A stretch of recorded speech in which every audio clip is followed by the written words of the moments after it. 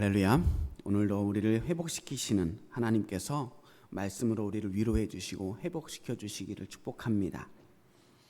요즘 저는 아침에 일어나면 제일 먼저 뉴스를 틀어놓습니다. 하루 날씨도 봐야 하고 또 세상 돌아가는 일들도 봐야 되겠다 싶어서 뉴스를 틀어놓고 아침을 시작하는데요.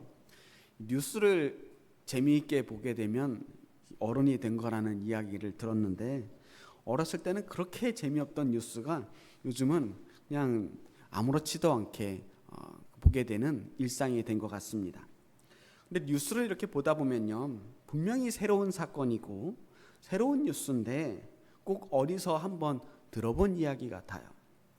계속 같은 일들이 반복되는 느낌을 받게 됩니다. 오히려 사건과 사고를 보게 되면 세상은 점점 더 악해지고 사람들은 똑같은 실수와 실패를 반복하면서도 여전히 잘못된 선택을 하고 있는 것을 보게 됩니다. 왜 세상은 이렇게 점점 악해지는 것일까요? 분명히 우리는 무엇이 정의로운 삶인지 알고 또 어떤 것이 악한 일인지 다 알고 있습니다. 그럼에도 불구하고 세상은 조금도 정의로워지지 않는 것 같아요. 뭐가 문제일까요? 우리 신앙의 선배님들은 그 문제를 고민하면서 원죄라고 하는 개념을 찾게 되었습니다. 원죄, 이 원죄라는 말은 원래부터 있는 죄예요. 죄의 뿌리 같은 것이죠. 예전에 제가 철학을 배울 때 성선설과 성악설이라고 하는 개념을 배웠습니다. 인간의 본성은 원래부터 악한 것일까, 아니면 원래는 선했는데 살면서 악해진 것일까 하는 겁니다. 원래부터 악한 존재라고 하는 것은 성악설이고요, 원래 선한 존재였는데 타락한 것이다 라고 하는 것이 이 성선설입니다. 여러분들의 생각은 어떻습니까? 일단 성경에서는 뭐라고 할까요? 일단 하나님께서 맨 처음 인간을 만드실 때 분명히 하나님의 형상을 따라 만들었다고 했어요. 그러니까 하나님의 그 완벽 무결한 형상을 따라서 만들었으니 맨 처음 인간은 분명히 하나님의 닮은 인간이고, 그래서 선하게 지어졌을 것이다 라고 보는 겁니다. 그래서 그런 면에서 보면 성선설이 맞아요. 하지만 오늘 우리가 읽은 말씀처럼 아담이 선악과를 따먹고 죄를 처음 짓는 그 순간부터 인간에게 죄라고 하는 것이 스며들었고, 그 후로 모든 인간들은 이 죄로부터 자유롭지 않게 되었다. 그래서 우리에겐 원죄 같은 것이 있다라고 보는 것이 맞다면, 그러면 성악설이 맞습니다. 그 원죄라고 하는 개념, 그 개념이 바로 오늘 우리가 읽은 창세기 3장의 말씀에서 등장하는 말씀이었어요. 자, 다 아는 이야기지만요, 에덴 동산에서 아담과 하와가 하나님의 명령을 어기고 동산 중앙에 있는 선악을 알게 하는 나무를 따먹습니다. 그 죄의 결과 하와에게는 임신하는 고통을 더하게 하시고, 크게 더하게 하시고, 아담은 평생 수고해야만 먹을 수 있게 되었다라고 말합니다. 그리고 두 사람은 이제 흙에서 왔으니 흙으로 다시 돌아가는, 죽게 되는 운명을 가지게 되었다라고 하는 것입니다. 그래서 모든 인간은 태어날 때부터 죄인이 되었다는 거예요. 자, 저는 어렸을 때부터 이 말씀을 듣고 살았습니다. 아주 어렸을 때부터요. 그래서 이 이야기를 들었을 때 그냥 그렇구나, 사람은 다 죄인으로 태어났구나, 나도 죄인이구나 라고 그냥 그렇게 주입식으로 알았어요. 그런데 머리가 좀 더 커져가면서 생각하면 생각할수록 억울한 기분이 드는 겁니다. 왜 우리가 짓지도 않은 죄 때문에 죄인이 될 수밖에 없을까? 우리가 언제 선악과를 따먹었습니까? 그 선악과 따먹은 게 그렇게 큰 죄라서 우리 상관도 없는 우리들까지 죄인이 돼야만 하는 걸까요? 대대손손 죄가 물려진다면 이렇게 지독한 연좌제가 어디 있습니까? 옛날 조선시대에 연좌제가 있었어요. 그래, 큰 잘못을 저지르면 일가 친척들까지 삼족을 멸합니다. 그러니까 삼족이라고 하면 친가, 외가, 처가 사람들을 다 같이 처벌하는 거예요. 그렇게 삼족을 멸하고 기껏해야 3대를 멸족하는 게 그 당시에 가장 큰 역적죄에 대한 처벌이었습니다. 하지만 그 어느 시대에도 수백 년, 수천 년이 지나도록 자자손손 죄인이 되는 법은 존재하지 않습니다. 에스겔서 5장 20절에도 분명하게 이렇게 쓰여져 있습니다. 범죄하는 그 영혼은 죽을지라. 아들은 아버지의 죄악을 담당하지 아니할 것이요 아버지는 아들의 죄악을 담당하지 아니하리니 의인도 공의도 자기에게로 돌아가고 악인의 악도 자기에게로 돌아가느니라. 의인이 지은 그 의도 자기 것, 악인이 지은 그 악도 자기에게만 돌아간다는 거예요. 아버지의 죄를 물려받지 않는다는 겁니다. 이게 상식적인 거예요. 간혹 가계에 흐르는 저주 같은 이야기를 하는 사람도 있는데요, 이 얘기는 전혀 성경적이지 않는 이야기입니다. 죄는 유전되는 게 아니고요, 물려받을 수도 없습니다. 그렇다면 왜 우리가 원죄를 이야기하는 걸까요? 우리의 죄와 허물은 아담의 피에서 유전되는 것이 아니라는 것입니다. 그렇다면 왜 우리에게 원죄가 있을까? 그것은 모든 인간들에게 주어진 본성 속에 죄가 있다는 거예요. 우리는 기본적으로 연약하고 허물이 많은 존재다. 이것이 이 성경적인 인간 이해예요. 우리는 우리 안에 죄와 악의 유혹에서 넘어질 수밖에 없는 그런 연약한 본성을 가지고 태어났다는 겁니다. 아담과 하와 역시 그런 하나님의 형상으로 지음받고 정말 방금 만들어진 선한 존재였지만 그럼에도 불구하고 사탄의 유혹에 넘어가잖아요. 뭔 죄를 지어서 사탄의 유혹에 넘어간 게 아닙니다. 그렇게 깨끗했던 아담과 하와가 사탄의 유혹에 넘어가듯이 우리 모두는 언제든 그런 악의 유혹에 넘어갈 수밖에 없는 존재다. 넘어갈 수 있는 연약한 본성을 가지고 태어났다는 거예요. 그게 바로 원죄라는 겁니다. 그래서 원죄는 우리가 태어나기도 전에 어떤 죄를 저질렀거나 혹은 죄를 물려받은 것이 아니라 우리 본성이 악에게 기울어져 있다라는 것입니다. 그러니까 우리의 원죄라고 하는 모습은 사악하고 잔인한 모습을 띠고 있는 게 아니에요. 오히려 우리의 연약한 모습을 보여주는 본성이라고 볼 수 있습니다.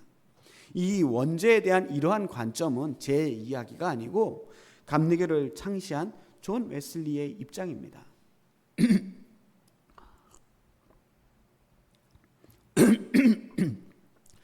우리가 긴장을 잠깐만 늦추게 되면, 조금만 방심하면 어느샌가 죄의 유혹에 넘어가는 거예요. 그렇기 때문에 우리는 항상 문제를 안고 살아갈 수밖에 없습니다. 다시 말해서 우리에게 원죄가 있다는 것은 우리가 완벽하지 못한 존재다, 완전하지 못한 존재라 그냥 늘 죄의 가능성을 가지고 있는 존재라는 겁니다. 어찌 보면 이것이 우리가 가지고 있는 자유의지의 본질과도 같은 거예요. 우리가 자유롭게 태어났다, 자유의지를 주었다라고 하는 것은 무엇에 대한 자유냐면 죄를 지을 수 있는 자유예요. 태어날 때부터 완벽하게 선하게만 행동할 수 있는 자유의지가 주어졌다면 그것은 어쩌면 자유의지라고 볼 수 없는 거죠. 그냥 하나님의 뜻에 맞게 만들어진 꼭두각시 같은 거예요. 하지만 우리는 죄를 지을 수도 있고 짓지 않을 수도 있고 의를 행할 수도 있고 그렇지 않을 수도 있는 자유의지를 가지고 태어난 거예요.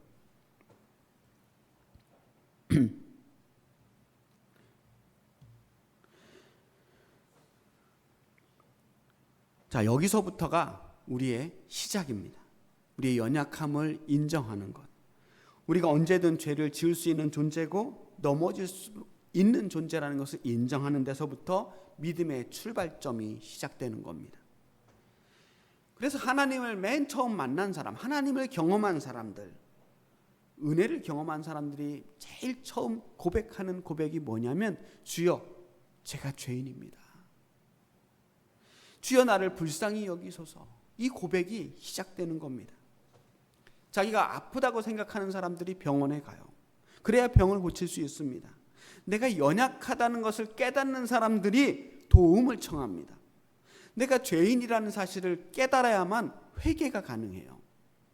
내 상태를, 내 지금 몸과 마음과 영혼의 상태를 온전히 파악해야 치유가 가능한 것입니다. 근데 우리 봐요. 우리는 하지 말아야 할 것들을 알면서도 여전히 그 일을 행하고 있습니다.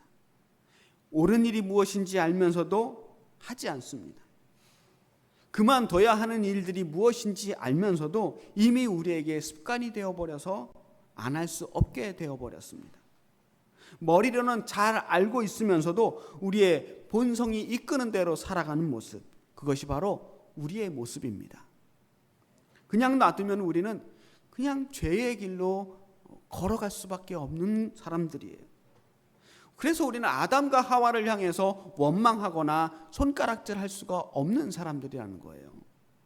당신들이 왜 그런 죄를 지어서 우리까지 죄인을 만듭니까? 라고 말할 수 없는 게 우리도 아담과 하와랑 그렇게 다르지 않다는 거예요. 만약 선악을 알게 하는 나무가 우리 앞에 딱 서 있어요. 그 나무를 우리가 발견했을 때 과연 우리라고 별다른 선택을 할 수 있었겠느냐는 겁니다. 우리도 아담과 하와나 별반 다르지 않은 욕망을 가진 사람들이에요. 먹음직한 것들, 보암직한 것들, 탐스러운 것들을 보았을 때 우리도 얼마든지 그 유혹에 넘어갈 수 있는 존재입니다. 사실 제가 어렸을 때 젊은이 시절에 그 가슴속에 뭔가 불덩이 같은 게 하나 있었어요. 제가 봤을 때 이 세상에 부조리하고 불합리한 일들이 너무나 많았고요.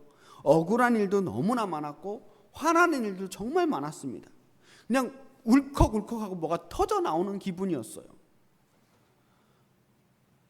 참 화가 많았던 시절이었던 것 같습니다. 그런데 요즘에는 그렇게 화가 나지 않아요.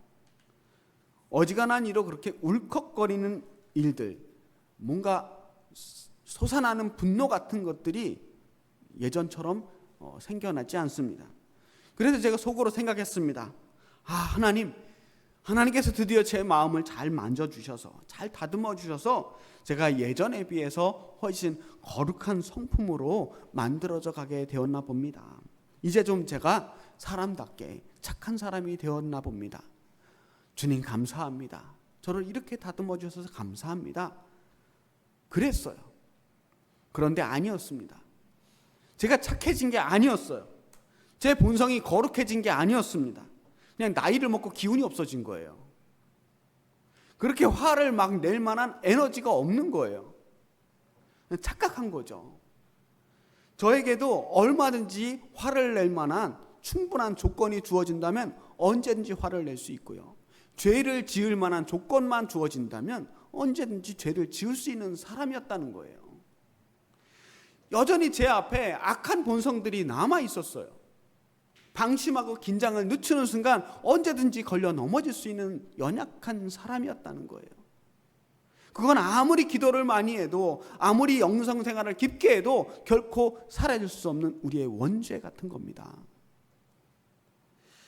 바울이 로마서 7장에서 이렇게 고백하거든요. 그러므로 내가 한 법을 깨달았노니 곧 선을 행하기 원하는 나에게 악이 함께 있는 것이로다.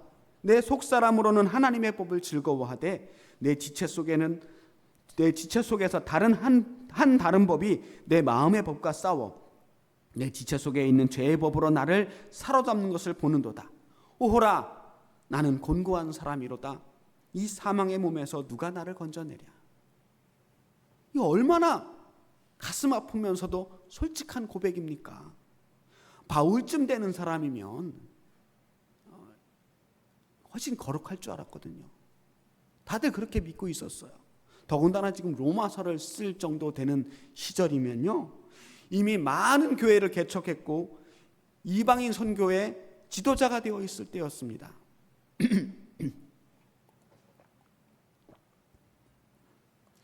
그럼에도 자신의 마음속에서 아직 죄의 법이 자신을 사로잡는다고 고백하고 있어요.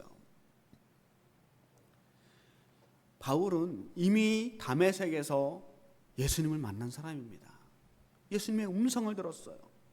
수많은 은혜와 기적을 체험했습니다.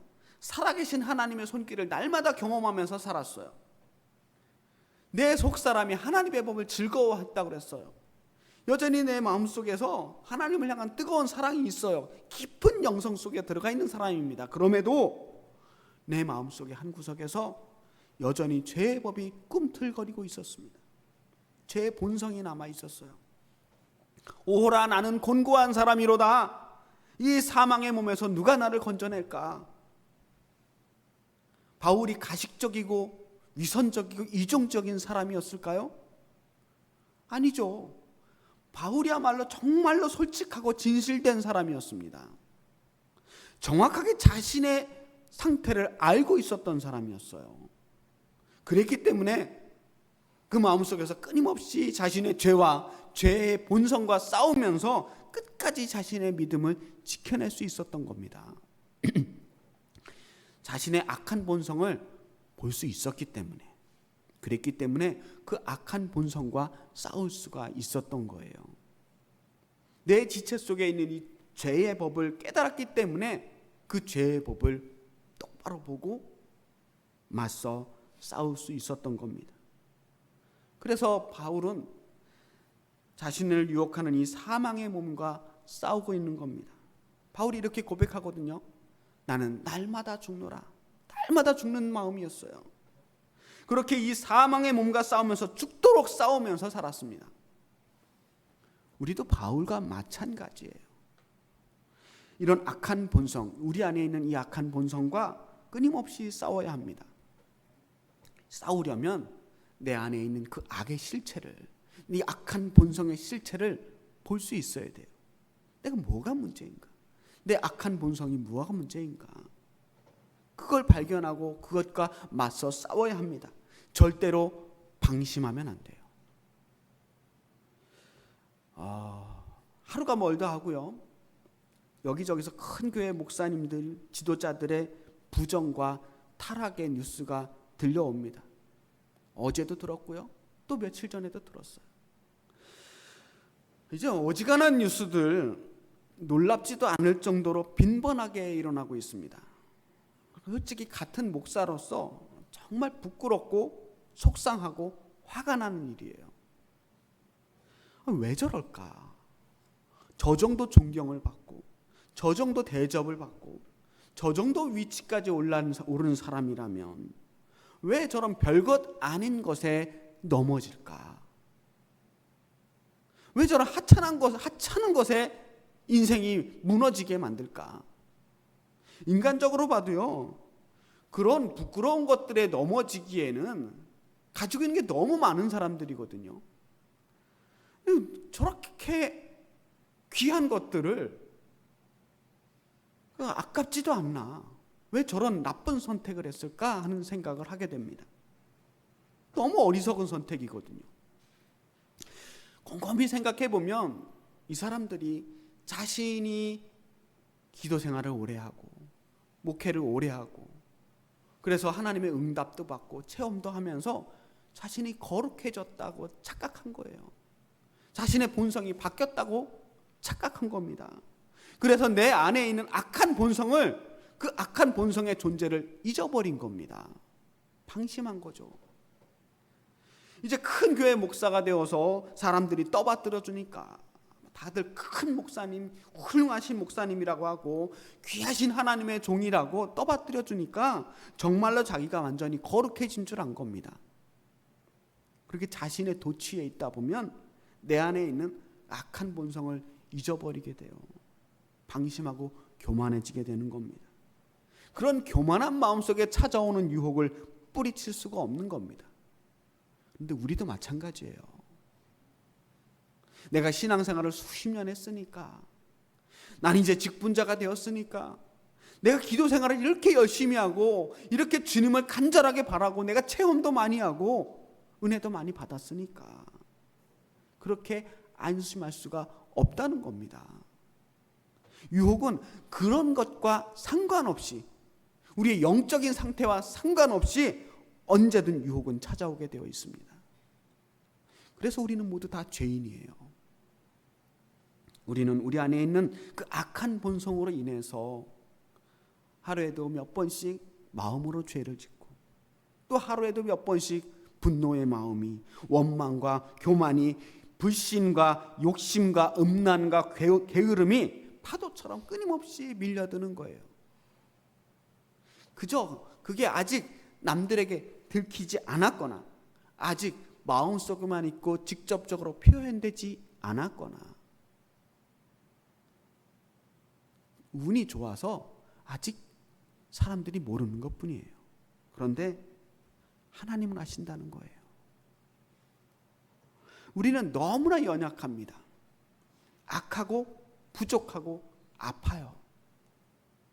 상처를 받았고 길을 잃었습니다. 우리는 저 사망의 몸에서 벗어날 길이 없습니다. 이걸 인정해야 합니다. 그렇다고 일부러 죄를 지어서는 안 되겠지만 우리가 죄를 짓는 게 이상한 일은 아니라는 거예요. 언제든지 실수할 수 있고 언제든지 넘어질 수 있습니다. 그런데 죄를 짓는 것보다 더 나쁜 게 뭐냐 하면 내가 죄인인 줄을 모르는 겁니다.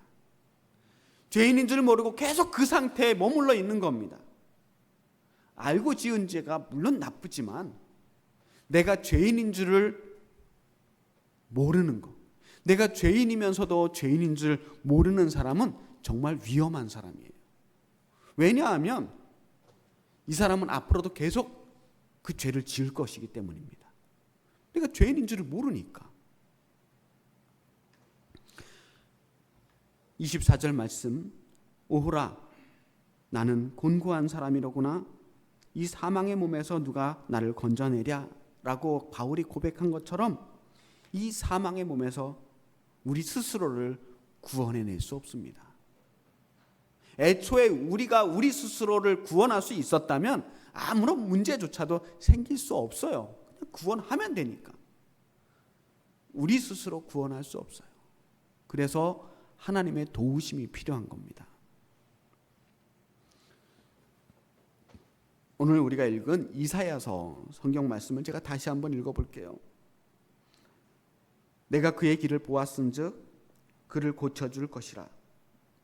그를 인도하며 그와 그를 슬퍼하는 자들에게 위로를 다시 얻게 하리라. 입술의 열매를 창조하는 자 여호와가 말하노라. 먼 데 있는 자에게든지 가까운 데 있는 자에게든지 평강이 있을지어다. 평강이 있을지어다. 내가 그를 고치리라 하셨느니라. 아멘. 하나님께서 우리의 길을 보셨답니다. 우리의 길, 우리의 잘못된 길을 보신 거예요.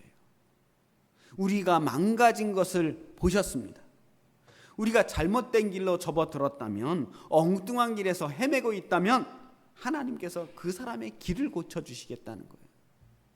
길을 고쳐주신다는 것은 바른 길로 갈 수 있도록 인도해 주신다는 겁니다. 갈 길을 잃고 헤맬 때, 혼란에 빠졌거나 앞으로 나아가기를 주저하고 있을 때, 그때 하나님께서는 우리가 어디로 가야 할지 그 발걸음을 인도해 주신다는 거예요. 또한 슬퍼하는 사람들에게 위로를 주실 것이랍니다. 걱정과 근심과 두려움에 빠져 있을 때 하나님께서는 우리에게 평강을 주실 것입니다. 그러니까 먼 데 있든지 가까운 데 있든지 우리가 어디에 있든 그것은 상관하지 않습니다. 하나님께서는 언제든 어디에 있든 우리와 함께 하시며 우리를 도와주실 것이라고 약속하십니다. 오늘 이사야서에서 말씀하고 있는 이 사람 한번 보세요. 갈 길 잃은 사람, 슬픔 가운데 있는 사람, 하나님의 평강이 필요하고 불완전하고 부족한 그 사람, 바로 우리들의 모습입니다. 사망의 몸과 오늘도 씨름하고 있는 우리의 연약한 모습을 향해 하나님께서 이렇게 말씀하시는 겁니다.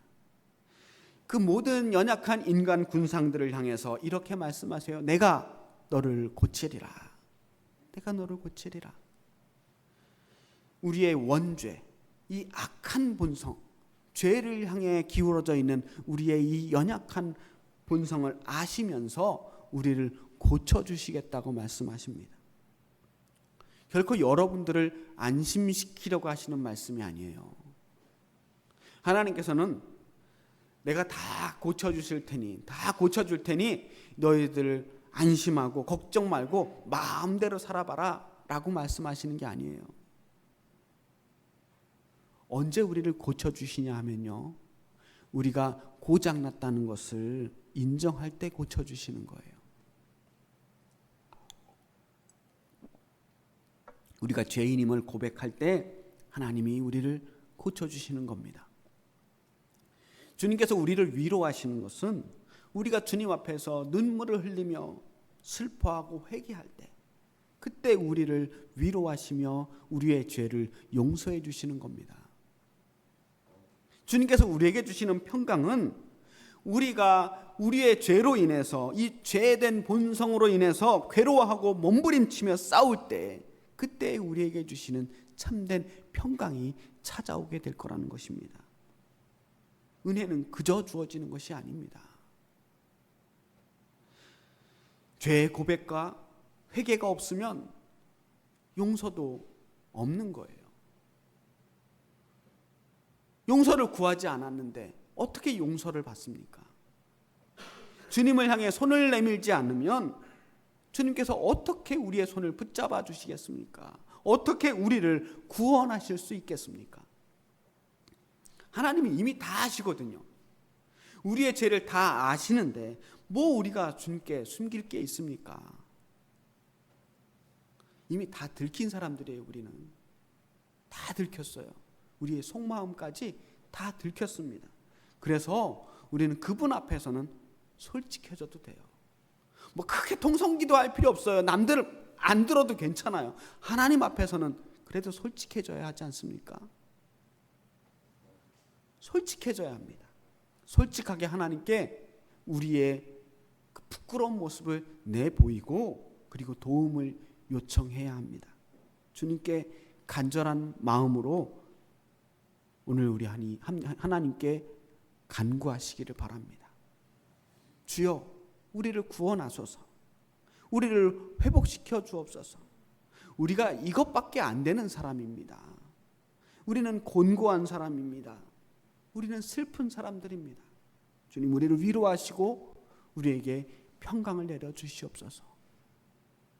주님의 도우심이 간절합니다. 주님, 우리를 도와주시옵소서. 우리가 아픕니다. 연약합니다. 우리를 고쳐주시옵소서. 우리를 고쳐주시는 그 하나님께서 오늘 틀림없이 우리에게 말씀하십니다. 내가 너희를 고치리라. 내가 너희를 고치리라. 우리를 고쳐주시는 주님을 우리 모두 틀림없이 만날 수 있기를 주님의 이름으로 축복합니다. 기도하겠습니다. 하나님, 우리는 너무나 연약합니다. 주님 앞에 늘 죄인입니다. 우리의 죄된 본성을 우리가 이길 수 없습니다. 주여, 우리를 고쳐주시고 우리의 안에 있는 그 죄된 본성을 깨닫게 하시며 항상 그 죄된 본성과 싸워 이길 수 있도록 도와주시옵소서. 병든 우리들을 치유하여 주시고 연약한 우리, 상처받은 우리들을 회복시켜 주시고 위로하여 주시옵소서. 예수 그리스도의 이름으로 기도합니다. 아멘.